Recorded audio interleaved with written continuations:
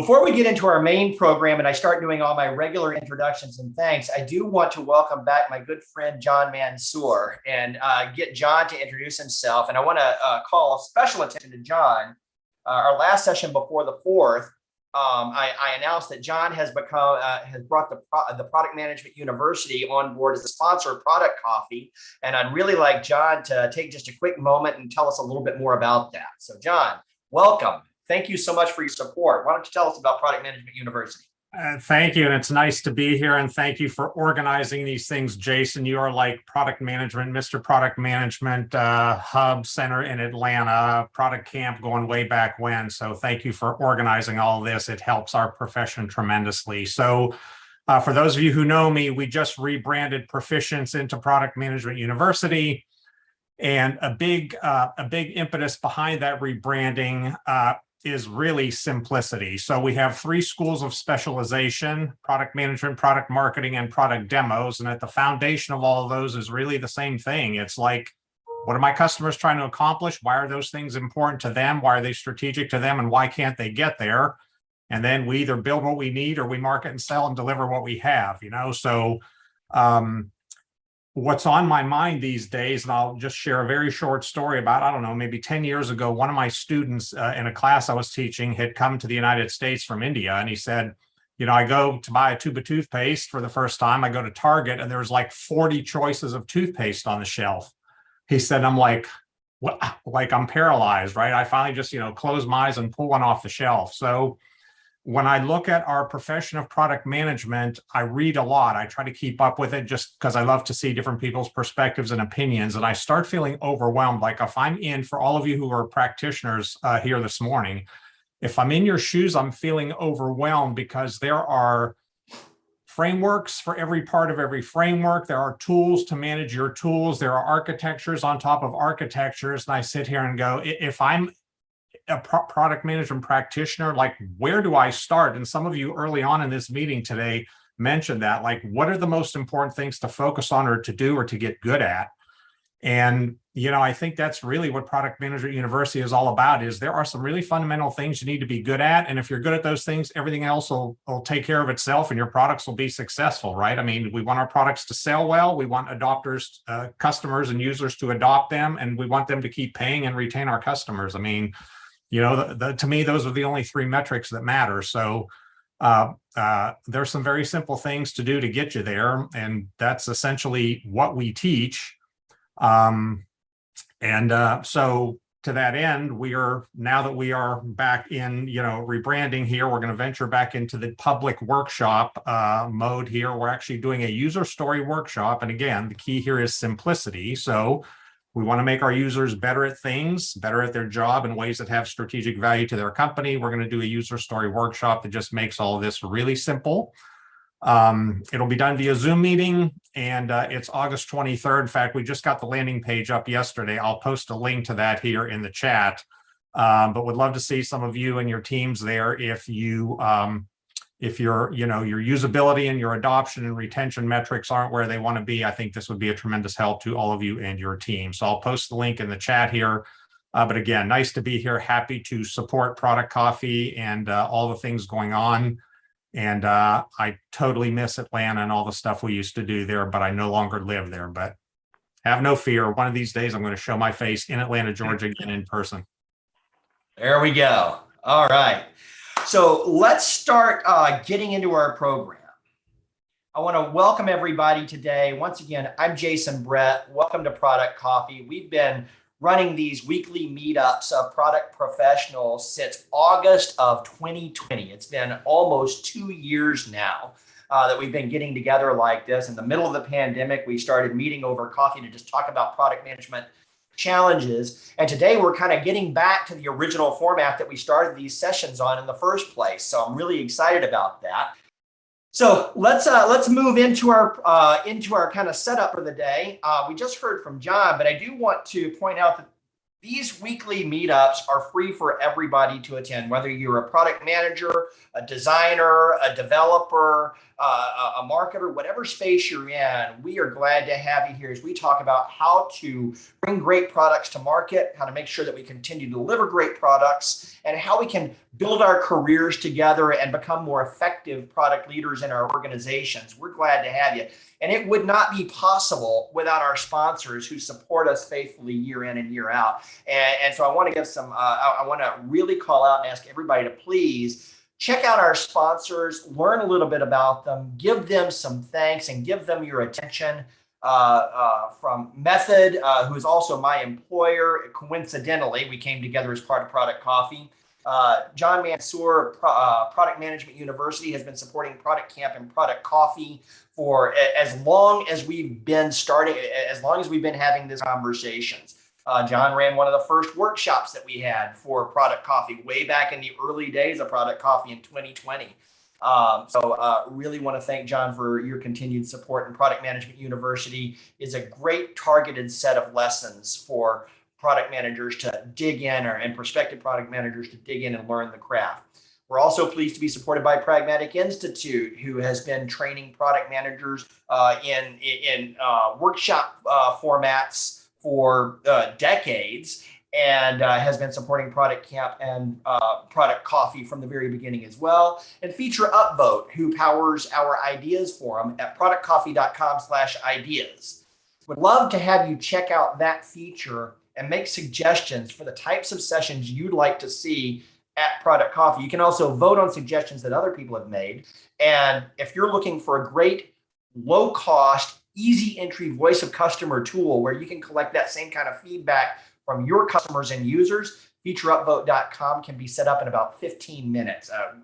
It's super easy. It's got integrations with Zapier, so you can automate things around it. It's fantastic. I strongly recommend that product. All right, now moving on.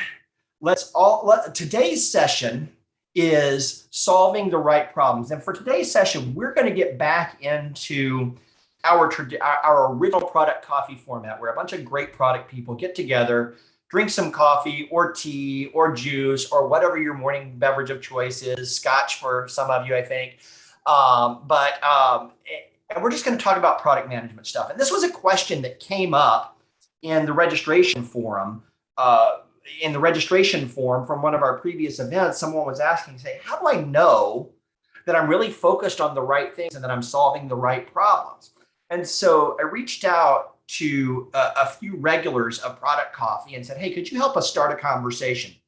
The way our conversation is going to run today is this is a roundtable discussion, and everybody, all 36 of you here in the Zoom call, are part of the roundtable. I did prepare a few questions and have a few really great product experts to weigh in on this topic, but I'd encourage everybody to jump in, ask questions of our experts and of each other, and let's just kind of dig through how we as individual contributors and as leaders really focus on making sure that we're solving the right problems. As we do so, I want to point out that there are a couple of resources you want to take a look at. One is at productcoffee.com/now. You can go in the resources page that has more about this session, as well as a link to our notes document and a survey that I'd like you to fill out after today's session. So please take the time to do that. And very importantly, there's also a notes document at productcoffee.com/notes. And this is one of the cool things that we do at Product Coffee. We open a Google Doc together and we take notes together. For those of you who are here the first time, we take notes together. Instead of scribbling our notes for just ourselves, we do it collaboratively. And that helps us build more content, more of a record, and a complete view of the discussion that we have here today. So I'd encourage you to jump into this document at productcoffee.com/notes. Type your own thoughts, questions, observations, and takeaways as part of this larger document and build this collaborative view of the things that we discover and talk about here today together. So with that said, I want to welcome our panel, and today we've got a few folks who have agreed to join us, and you're going to recognize most of them if you've been here before. We've got Antony, Korah, Allison, Herbert, and Scott Francis. Welcome, folks. How are you doing today? Great, great. Thanks for forcing me to wake up really early. You bet. I'll do that anytime, Antony. So what I'd like to do is I'd like each of you to introduce yourself as well. Tell us who you are, who you're with, kind of where your focus is right now. Let me start with you, Antony. Sure. Hey guys, my name is Antony. Like Jason mentioned, like I've been coming to Product Coffee from the beginning, August 2020. Kind of dropped off last year due to a lot of conflicting priorities, but right now I work at Lowe's as an online product manager on the recommendations team. So I'm mainly focused on trying to get customers to buy more products, right? So if you're interested in product A, trying to get you to buy product B, C, and D using recommendations. So working with data science, engineering, UX to build those experiences for customers. Prior to that, I worked at another like really tiny company called Home Depot in a variety of e-commerce product management roles. So pretty much most of my experience has been in e-commerce and in home improvement retail. Very good. Very good. Well, welcome back. So glad to have you here. Let me ask you, and then we'll switch over and say hello to Scott, but I would like to get your thoughts on specifically on, the topic that we're talking about today. And, one of the biggest hazards of product management is getting focused on an idea or a feature. We've heard people talk about that today as we were kind of doing the networking session. People focusing in on things, getting falling victim to confirmation bias. And why do you think it is? Before we get into solving that problem, but why do you think it is that people get stuck in that loop? And what do you think are some of the contributors to that, to people getting lost and focusing on the wrong things are? Yeah, I think when you talk about, the best practice of product management, you have all these you guys partners with you, right? UX, data science, engineering, and you also have various types of signals that you look at to decide what products to build. You have quantitative feedback, qualitative feedback, competitive analysis. And then you have the opinion of Hippo, right? The highest paid person's opinion.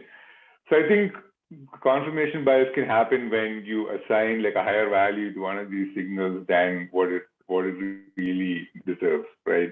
Or if you don't have the data or you don't have like a clear indication that something's a good idea, but you saw a competitor do it. So like, why can't we do it, right? In reality, they may just be like running a test. And it's not really like, it may not be something that's really valuable for you. So I think that's where, so assigning like a higher than important value to a signal and not really considering everything is one reason where your confirmation bias can happen. It can also happen, like to me, it mostly happens when I have a good idea and I think it's really good. I've learned over the years to like run that by my partners. Usually UX will have a really good way to like test that out or, have a counter to tell me like why it won't be a good idea. But it's important to like understand that we're trying to do things as a team and we have a lot of signals. So let's try to, look at everything before deciding to build something. Very good. Thank you. And let's switch over. Let's say hi to Scott Francis from ADP. Scott, why don't you introduce yourself and tell us a little bit about yourself, and then I'd like to hear your thoughts on why you think it is people get stuck in these bad patterns in the first place. Sure. Hey, so morning, Jason. Morning, everybody. Scott Francis. Welcome, Scott. I'm a senior director of product at ADP. So I lead product for a couple of our business units, both in the B2B space and really for customers from kind of historically in my roles and for like larger kind of upmarket customers. And now we're moving more with one of the business units, moving more into the mid-market and even into small businesses, which is really, really exciting. A lot of new kind of assumptions and learning you have to do when you're moving from really big customers, like large clients, to smaller, to smaller businesses. Smaller businesses think about things a lot differently. So, I think over my history, I mean, one of the biggest things I think Antony said there was, the highest paid person thing. That's such, you start these things and it's like, someone will be like, well, like we need to go build a digital wallet. And it's like, okay, that's a pretty open-ended thing. And it starts with like this how, right? So all these different directions you can go. And one of the biggest things that, just I was thinking back to this story, Jason, when you prompted with the question yesterday, a few years back, and this is pre-ADP, we were trying to, we had our small businesses just hated us, this company I was working for, that we were just ticking off customers left and right. And so we were like, you know what, let's create a product. It was payment processing. We wanted to create it. So we said, hey, let's create a product that will create some stickiness and give people a reason to stay with us besides just we're processing their credit cards, because they can get that anywhere. So how can we do something special that'll make them want to stay with us? And so we get excited about this. We start talking to clients, and we've got this VP, and we're like, you know what, we're hearing from users is they really care about, like, they're always looking at their calendars, and we really think there's something, we should put this right in the center of the experience. And she's like, no. Like, this is a poor, like, you don't put a calendar there. She's like, what they need to see is all the other services we could also offer them. And we're like, well, that's great for us. Like, it's a great how, assuming we could actually, but like for these people, what they're going to look at, these are just different ways, other new ways we could also disappoint them. Right. But she's like, she reminded us at that point that she's a VP, and so it got really kind of awkward. And so we really had to engage her. We invited her to the user research we were doing. We actually tested her ideas and our ideas all together, and just let the users help us, show us what they were really going to respond to and what was going to resonate with them. So that ends up being a big one. And again, it's one of these things where, it sort of starts out as an idea and getting people grounded, not getting grounded on just the initial idea or the sort of how that, led you to kind of frame it, but really to start getting back to, to sort of core objectives. And really it really just comes down to understanding your user. You got to engage users sooner than later, start with hypothesis, but be ready to, don't fall in love with it. Yeah. And I don't see this problem getting any better. One of the things, I was having a conversation with somebody last week about the nature of, it was actually a conversation I was having on LinkedIn, that, and the conversation was around this idea that there are so many quotes running around on Twitter and LinkedIn. There are these short little product management pithy quotes that get recycled over and over again. And the criticism was, this is all basic stuff. Why are we still talking about this stuff in 2022? And the reality is, some of us have been around this space for 15, 20 years, and we still forget to do those things that you're talking about, Scott. We still forget to lean on the evidence that we've got, and we listen to the louder voice in the room. And new people who are just engaging in this profession, they haven't heard these little sound bites and these fortune cookie product management wisdom concepts that get you thinking and get you focused on the right things. It's not going away anytime soon, and we can't stop talking about it. We can never stop talking about it. Yeah.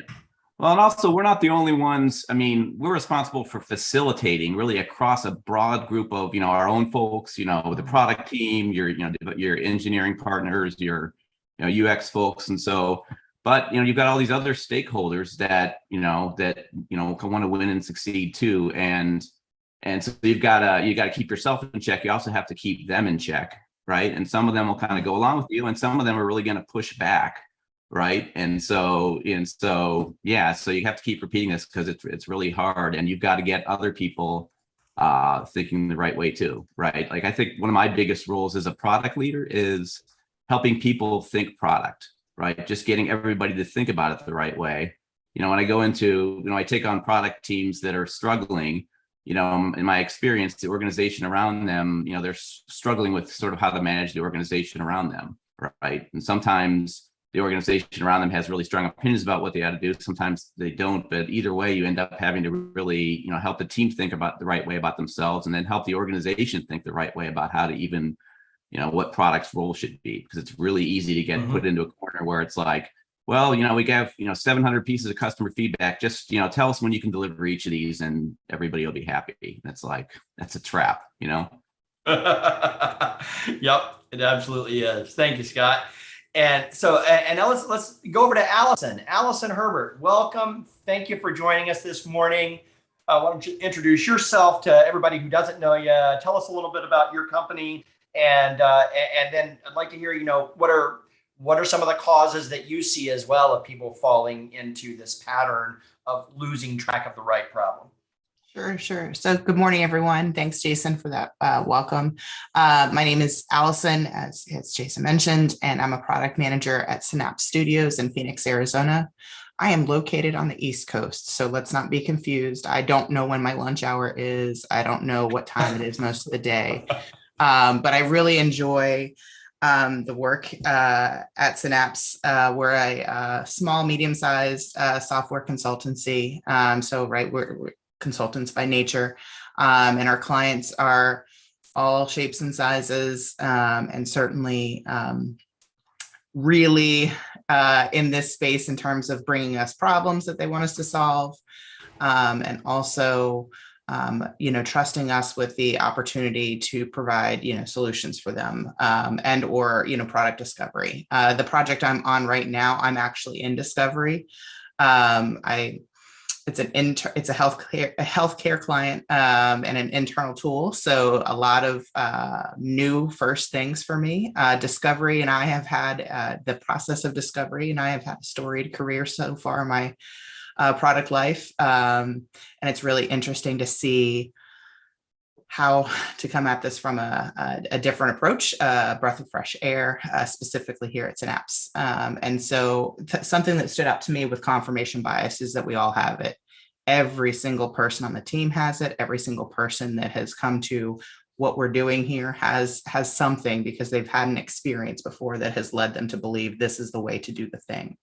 And it's an opportunity to me rather than a problem, but it's an opportunity to say, tell me more about why we need to go this path, or choose this option, or design it in this way, or put the button here, or whatever the conversation is. And so I think anytime that you can expose that type of conversation, be it with that hippo or a stakeholder that's very adamant about it needs to be this and this only, you can really get to the value. We were able, we're nearing the end. I say nearing the end of discovery, but that's a joke because discovery never stops. But we were able to convince our client, who had brought us wireframes, and we just need you to build X, Y, and Z on this particular effort, that the customer is missing completely from their solution. Surprise, everyone here, I'm sure, has never had that happen before. And we were able to, through the series of conversations and practices, bring them to an opportunity to experiment first and put the customer at the front of the story. And so that's going to give us a really great opportunity to expand and provide value for the customer, and learn so that they can build the right thing instead of the thing that they think they need. So I think that's a great thing. Again, when you can, I've already arrived at it. I know this is the way we need to go. Wait, tell me more about why you think this is the way you need to go this way. So I think that's my answer to your question. Very good. Yeah. Well, thank you. Yep. And always glad to have you here. John Mansour made a comment. I want to ask John to come speak to that in just a moment as well. But you're talking about discovery never ending, and you're talking about this notion of experimenting early and validating the right things. One of the books that came out recently that's really popular right now is Teresa Torres' Continuous Discovery Habits, and a lot of people, yeah, there you go, good, there we go. And let me drop a link into the chat as well for anybody who hasn't picked this up. Highly recommend it. One of the things that Teresa talks about in her book, specifically on that specific challenge, is the types of things that you validate, not just validating products and features and workflows and users, but validating the assumptions that are driving the decisions that you're making in the first place, and spending a lot of effort on saying, are our assumptions right in the first place? I think that's a really powerful topic in that book. I encourage you to read it. As a matter of fact, we are starting over in Product Coffee Premium if you want to join us there. But even if you don't, it's okay. We're we're doing a group book club read on continuous discovery habits and discussing that this week, starting this week. And in September, Teresa Torres is going to be speaking at a tech talk by our sponsor Method, and we're going to do a watch party at the Method office in Atlanta, the Method office in Charlotte, and you can join us online as well. And I'll have information come out about that as well. Would love to have you join us for those discussions. So pick up a copy of that book. It's a great book. It's transformative if you haven't read it already, and how you think about the art of discovering on a continuous basis, because it does never end. So thanks for calling that out, Allison. John, you Yes, said right about this #1 challenge. Tell me, for those who are kind of watching the video and watching on YouTube, tell us about your comment there in the chat. So, yeah. So, Scott, when you said someone's like, hey, I think we should add an electronic wallet to this product. And so, I'm going to first kick the empathy gene in here. And, we live, eat, breathe, sleep through the lens of our products. I mean, this is what we do. We manage products. So this is the hardest thing to do, is step out of our product box and look at what our customers do and why they do it, to figure out if and where an electronic wallet would be beneficial to them in some measurable way, right? And so this is really, really, really hard to do. And I've been doing this a long time. There's only one cure for this, and that is to spend more time with your target customers to understand the world from their perch. And then all the things you should or shouldn't do for your product will make complete sense, right? And so if I really understand my customers as well as I understand my products, when I talk about adding an electronic wallet, I will talk about that in context to one or more scenarios where that would be tremendously valuable to customers across a market. And then people will be like, okay, yeah, we get it. And then, you can start easing into how you're going to build it. But I think until you know what it's going to help customers accomplish and why that has value to their business, talking about how you're going to implement it, there's no point in having that discussion until you validate that it is going to help them do something they can't do now or have a hard time doing now, and why it would be valuable to do that. And this is why I've had a thriving business for 21 years. This is one of the hardest things for people who manage products to do. And I understand it. I mean, I came from a customer into a product management role. A year into that, it's like you kind of forget what you used to do in the practitioner's shoes, and you get, enamored in this product. It's like, I got to get back out and start talking to customers again, even though I was one. I mean, this is really, really hard. Yep. Absolutely. And I think, Jerry, I think it's on all of us, either as peers to people who are doing this or as part of a leadership team managing these people, is force them to answer the why question without any product context, right? So take off my rose-colored product glasses and just be a customer and tell me why this is a good thing, pretending, Scott, in your case, that ADP doesn't exist. Tell me why this is a good thing for somebody doing something without any ADP bias in the equation. And if they can do that, it's probably a good idea. One of the things I've found particularly helpful in that whole why questioning line is the notion of jobs to be done that requires you to zoom out behind just the why of the product and view the product in a larger context, and not just in the context of the immediate need, but its whole place in the life or the experience of that customer, that starts from the time, I'm getting up and I'm going to bed and everything in between. I need to accomplish some things. I need to do some things. What are those things that I need to do? And then how does the product contribute to that? Or what's a problem to achieving my goal or completing that job? And it's very easy when we talk about the 5 whys. Simon Sinek's been really made a great living on just really reminding people to ask why 5 times, and it's really cool. But when we ask why 5 times, it's really easy to fall into pattern traps there, into accepting easy answers of, well, why? Because, well, I'll make more money, and that's the answer that everybody always comes down to if you don't apply some discipline. But when you pull back out to the job you're trying to accomplish, I need to redecorate an office space. I need to increase the satisfaction of a large set of customers as they use my lawnmower. pulling out to those big jobs changes the nature of the questions that you dig into. And do you have some other examples like that where you can really pull out and think of something that seemed, does anybody have any examples where you can think of something that seemed like a really small product, but you can pull it out and think of the bigger example? The overused example is the drill. Some people say, I need a drill bit because I want a hole. But then the next person says, well, no, you don't want a hole. What you really want to do is you want to hang a picture. You want the picture on the wall. You need to drill a hole, a pilot hole, to screw that screw in. So that's why you need the drill bit. So how about some other examples of those kind of pull out mentality? So Jason, you hit the nail on the head there. And I think this is where, where you have to take some product idea and put it into some sort of a work stream or a job or a workflow, something people do. I mean, to me, Uber is the easiest example, right? What made Uber so valuable was not the ride from point A to point B. It was how you get the cab and how you pay for the cab.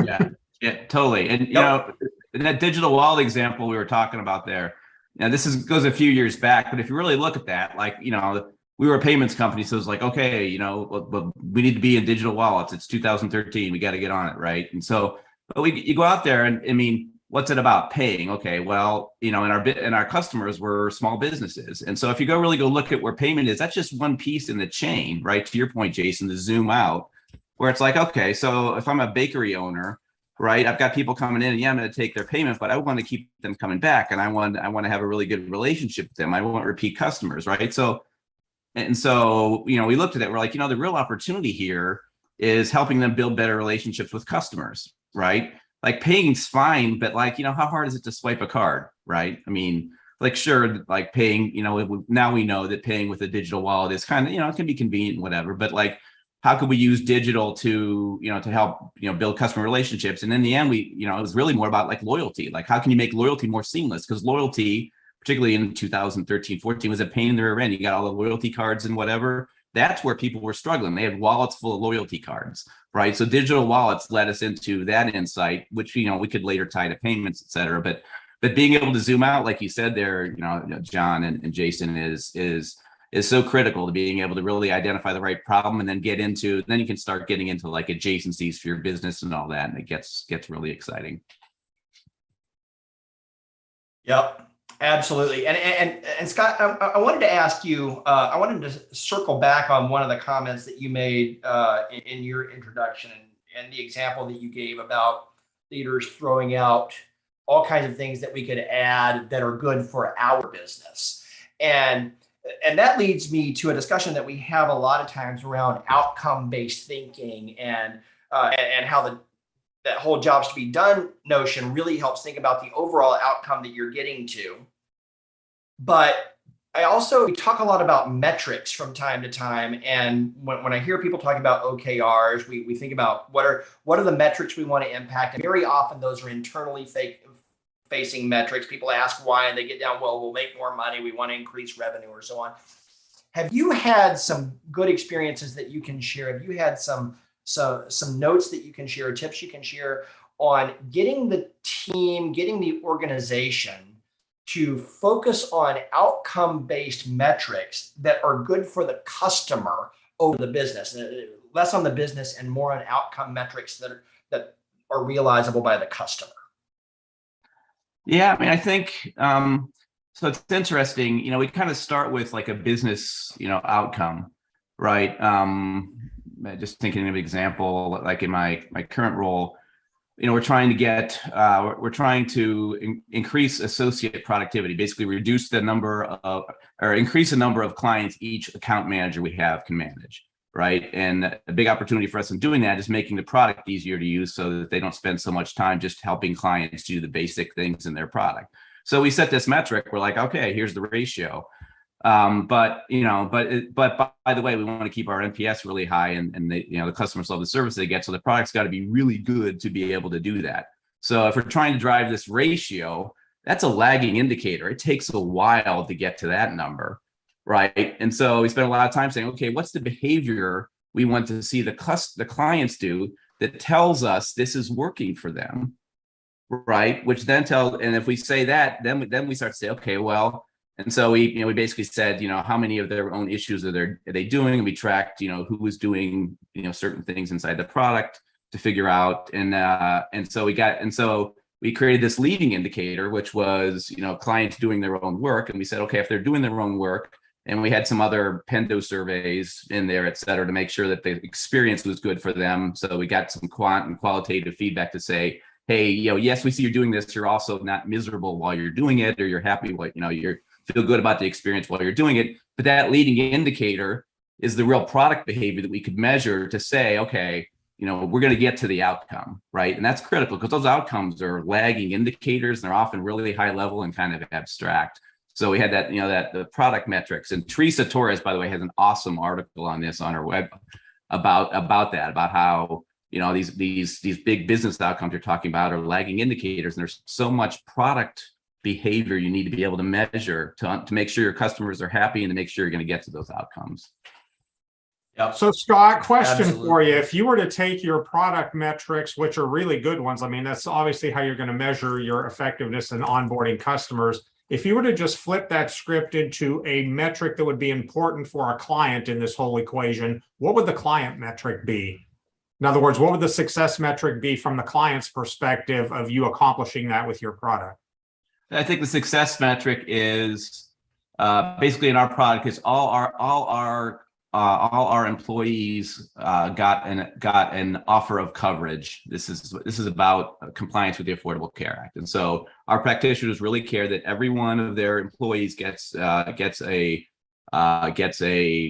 acceptable offer of coverage, right? And then our product helps them make sure that all their data and everything else is lined up so that outcome will ultimately happen. And so that's how they would measure it.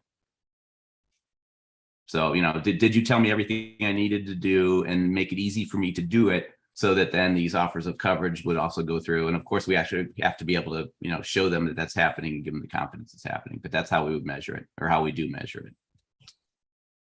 Yeah, and I'll just throw this back. So if you were to start with the client metric of, everyone has an offer for coverage, and we say, okay, well, what are the biggest obstacles to making sure our clients get there? Does that provide better direction for your product along with the other metrics of, the account manager ratio? Yeah, it totally does. I mean, you get lost in the weeds around all these just, things that people feel like need to happen. But like, if you really distill it, once you can do that, it really focuses the way you think about the product. And often, for us, it ended up changing the product experience a lot, where just, how do we sort of frame up what they even needed, what users need to do, right? And so it all kind of tied things together. And it's interesting the way that once you do that, everything, if you just think about the customer journey and the metrics behind it, it all just really lines up. Yeah. Absolutely.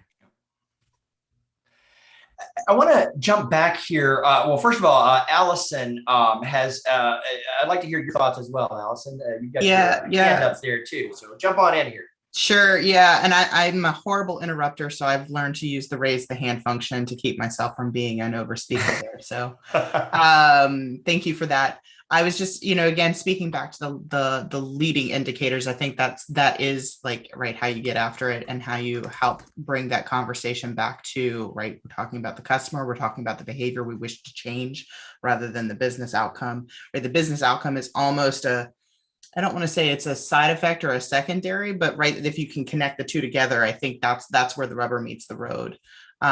Teresa Torres does a great job in her book. There's also a teeny tiny, like teensy little book, Outcomes Over Output by Joshua Seiden, that I think I read that after I read, probably out of order, but after Discovery Habits, Continuous Discovery Habits, and found it really helpful to kind of shift that focus to thinking about that leading indicator. It's really interesting too, for me, focusing on an internal tool, how you get there, because that's actually even harder, I think, a little bit when you have like an internal tool and an internal system and your customer is internal, because it does start to feel like business metrics and that kind of experience, rather than I'm changing a customer's opportunity to come and buy something or interact with my product. So I'll pause there. Great. I will drop a link into that book in the notes, and I made a note of the book that you suggested as well. So that's a great call out too. Teeny tiny book, like less than I don't even think it's 100 pages, so you could probably do it on lunch if you're a fast reader. I noticed that. That was very attractive to me. Antony, jump in here. Yeah, What are your thoughts? I wanted to, add on to what we were discussing here. So one of the main problems that I face at Lowe's is that, we're looking at things broadly, right? Like we want things to work for all of our items, all of our SKUs. And when we run tests, that's what we're looking at. But we have a lot of stakeholders, a lot of them that work on very granular pieces of the business, right? So we might have someone who works only on power tools or only on a certain brand, right? So they are incentivized to make their brands do well. So, when we show recommendations for different complementary products, you might have different brands showing up in those areas, right? And so they don't like that. So they want, hey, with Legrand, wall switches, only show Legrand wall plates. But guess what? Like Legrand is expensive, and people are not going to spend, like if you can get a wall plate that's $10 or $15 cheaper, they're going to do that, and they work fine. So, from our perspective, to drive sales, to drive like customer happiness, we're going to do what the data tells us, and that's what the data is telling us. We're going to show those items together. But the brand, people who work on a certain brand aren't happy. So we had this problem for a while, and my predecessor was totally fine, like allowing this thing called override, right? So you would manually go in and force show certain items. And what I found out last year was that like half of my, recommendations on a certain module were through these manual overrides. And we're essentially like not letting the data speak. So we basically had to call the leadership of those teams and say, hey, we're going to remove all of these, we're going to tear the Band-Aid off, and they're going to run a test. And, if the data shows again after the test that what you guys are doing is right, we're happy to do that. But if not, we're going to let the algorithm speak, and they're going to allow overrides only in very specific use cases. So, we ran a test there. I mean, it wasn't really a lot of effort. We just ran a test. And, thankfully, the algorithmic version won. And from our side, it's great, right? Because we have less manual work to do, and we're not about doing manual work. Otherwise, what's the point of using algorithms and, machine learning to scale things? And from their side, yeah, they had less manual work as well, but, they have to be okay with, their brand partners telling them, hey, why are competitors' items showing on my page, even though it's not their page, but there's a little bit of friction they have to deal with. So we did use testing. We did use A/B testing to kind of prove our point. And yeah, it's less friction and less work for us, but maybe a little friction from their stakeholders. Yeah, that's an interesting set of stakeholders to have to manage in that space as well, and it changes the nature of control. I don't want to get sidetracked, but I worked in personalization technology for a pretty big chunk of my career, and that story that you're telling is a very familiar one of trying not only the nature of leaders and managers within an organization trusting the black box of machine learning and relying on it to do its job, but just kind of building that initial trust and not allowing those habits of to creep in, of starting to ignore the data and accept whether it be a hippo's input or somebody's gut feel, and really trusting the data.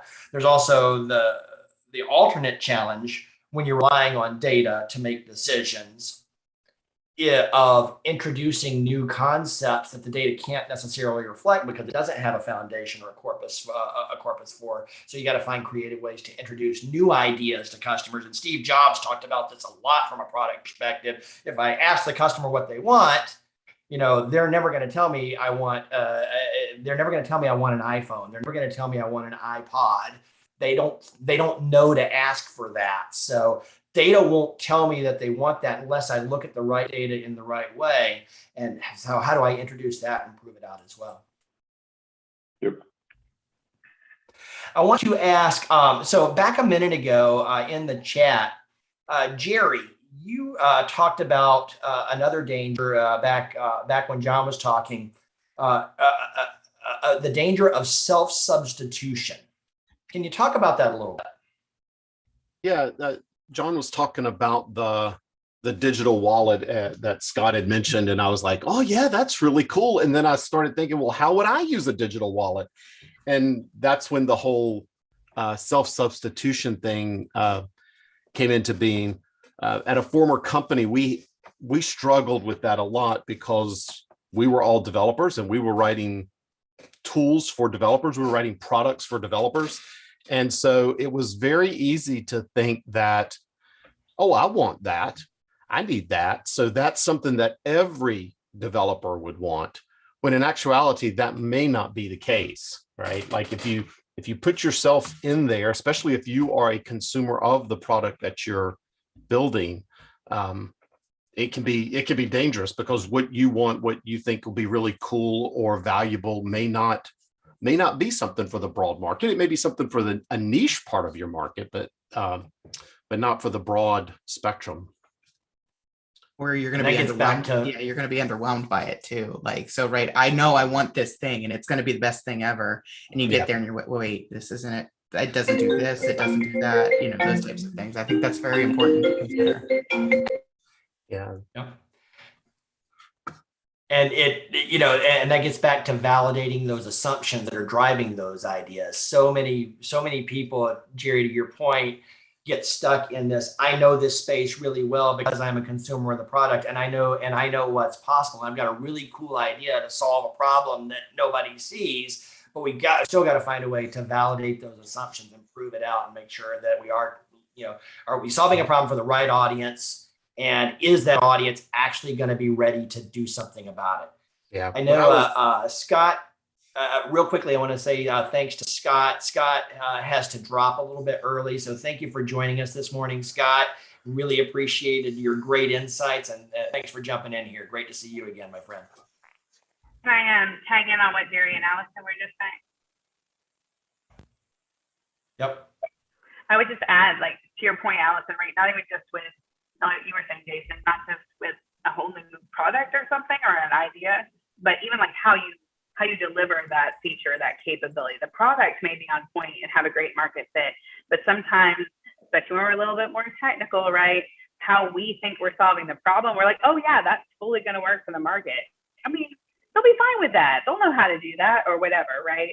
Often that is where, to me, like, you see, whether you want to call that, confirmation bias, it's certainly a bias to what we think, right? Versus vetting that out in the market. Because if we're a little more technical, we don't mind maybe jumping through some extra hoops. So we're like, yeah, it's fine. Then you go copy this code from here, and then you go paste it over here, and then you hit this button and it calls the API and it does a thing. Like, we all get it. It's fine. Not going to work maybe outside the walls, right? And getting those things vetted properly, I think, is so critical. And I see that missed a lot, when I look across just broader things, thinking of my past in the payment space. Like Scott was talking about earlier, I came from banking and payments. There's so many things, right? We all struggle with every day at a point of sale system. And it's not the technology provider that missed it. It's the people who designed how payments move money, because they were all payments people and payment nerds, self-identified. And they were like, yeah, this is fine. It's totally cool because we all know how it works. Yeah, no one else does. And we don't really care what the settlement time frame windows are at the Federal Reserve Bank. Fun fact, right? That's a great point. We just want to put the plastic in and we want the money to go. Yeah. John, what are your thoughts? Well, Holly, you're sort of reading my mind here. And so many times when people come up with these great product ideas and we pursue them and build them, it's the implementation of a great idea that becomes a failure, because I think, Jason, back to your point, or Jerry, back to your point of understanding how it fits into the work stream. Like, a digital wallet might be tremendously valuable, but if we don't understand where in that value stream it can add value and we don't build to that, usability is going to be awful, adoption will be awful, and retention will be awful. And, you might sell a lot of it because the idea is great, right? But the actual implementation of it may not work. And I think it's so important to understand, part of defining why that's valuable is defining it in context of that value stream, which will drive the implementation of how you build it and deliver it to the customer. I mean, it is paramount. Absolutely. Jerry. Yeah, and like thinking about delivering it to the customer, that was one of the things that I struggled with, going back to self-substitution, was thinking that we're going to put this out in the hands of people and they're going to love it, or the opposite, right? We're putting something out to the hands of people and they're going to hate it. One of the things that my boss pointed out to me was, we deliver every quarter.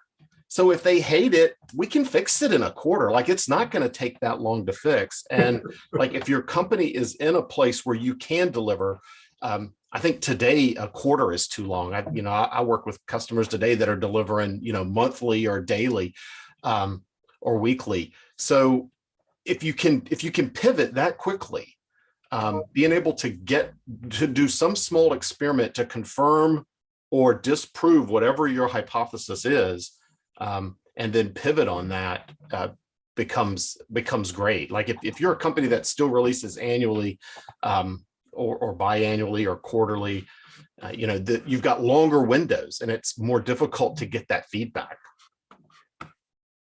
And then you have to, Absolutely, you have to find ways to get that feedback early. And there's markets where speed of delivery is actually a detractor, right? So back to the payments group, banks do not want software updates more frequently, right? Because it's a huge thing for them. And obviously anything that's regulatory comes out annually, right? So there's whole cadence around these things and they don't want it more frequently. But to your point, if you're building out new features and capabilities, then it's super important to do things like beta testing and get customers actually come in your building or get in front of them somehow, right? And have them testing out those features and getting that market feedback, because you can't wait till this release goes live, especially because it's such a big project for them to implement. If then they don't like it, thing, well, fun times, right? Yeah, your heart stops a little bit on April the 14th when TurboTax wants to update. You're like, really? Really? This is due tomorrow. Yeah. Absolutely. So, go ahead. Sorry. So I think as we get close to landing the plane here, it's about 8:52 Eastern right now. We've got just a few minutes before people are going to be dropping off in mass quantity. I want to ask, I'd love to go around, and as many people as would like to contribute to this, please throw your hand. I'm going to ask you a question.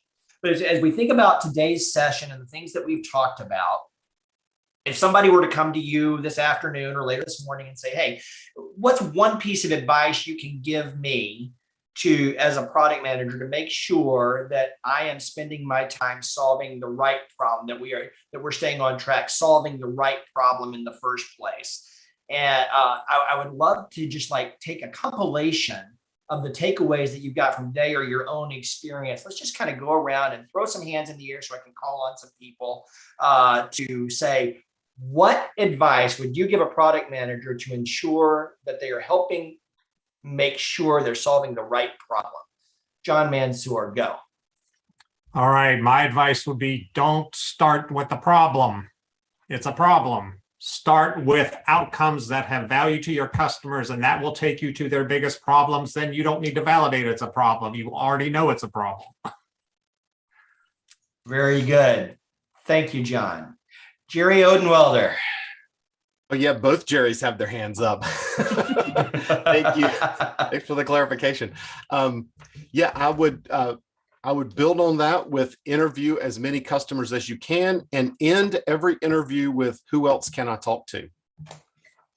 Oh, I love that. Allison, Herbert. So mine is, but how do you know, or how do we know that this is true? And that maybe goes right after that confirmation bias, and then that leads your direction. Yep. Very good. Thank you, Allison. Jerry Seifert. Know thy user. Know thy user. Thank you, Jerry. Antony. Yeah. So my advice is more about how do you communicate to the people giving you the request? So I like to tell them that this is just a start of a conversation. Just because you gave me the request, I'm not going to magically do it. So that way they set the expectation that there's going to be a back and forth. And a good analogy to use to start this is say, hey, you're asking me to go fish. I need to know that there's actual fish in the sea. So that kind of helps them understand okay, Now we're going to go and, either we're going to ask the locals if there's fish, or we're going to do some sort of like radar scanning or something. So different methods. Thank you, Antony. Sanjay Satagopan. Did I get it right? Satagopan, that's all right. Pretty close. Satagopan. Yeah. Close. Yep. So a couple of things that resonated were obviously the talking to your users, customers, clients, but also validating your assumptions. That was something that was key for me. Validating assumptions. Thank you, Sanjay. And for me, I am all about, zoom out to the bigger context, to the larger context of the problem, the product, the space exists and where your customer lives. Understand as much, not just about your particular focus area, but how that focus impacts their whole life, their whole experience, their whole job, the job to be done. And that helps to really make sure that you're focused on the right assumptions in the first place and bringing satisfaction to your customer. And then translating that to your leadership as well. So any parting thoughts from anyone that you'd like to jump in with as we shut down for the day? All right. I want to thank everybody for joining. I want to thank our starting panel, Antony, Allison. Scott had to drop off, and we wish Alex the best. Hope he's feeling better very soon. But I do want to thank everybody for jumping in with us this morning and being a part of this discussion. I think there were some great takeaways here today and a great discussion. I really enjoyed it. And thanks everybody for joining us today. I hope you have a great, great week.